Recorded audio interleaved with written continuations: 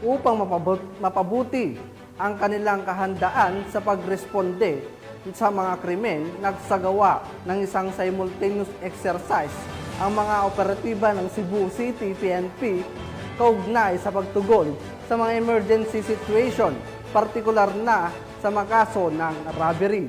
Patrolwoman Annelyn Canoog sa ulat.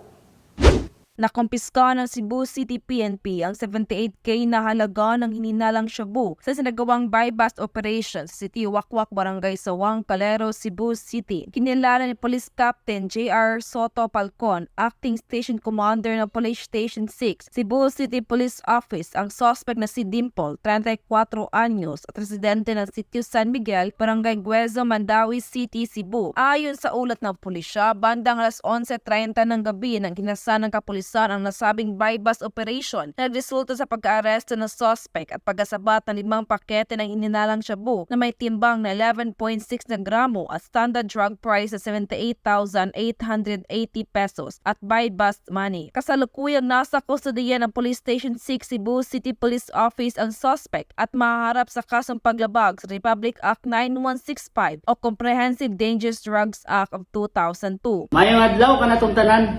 Ako si Police Captain J.R. Soto Palcon, hepe sa atong kapulisan diri sa Police Station 6, Sawang Calero, Cebu City Police Office.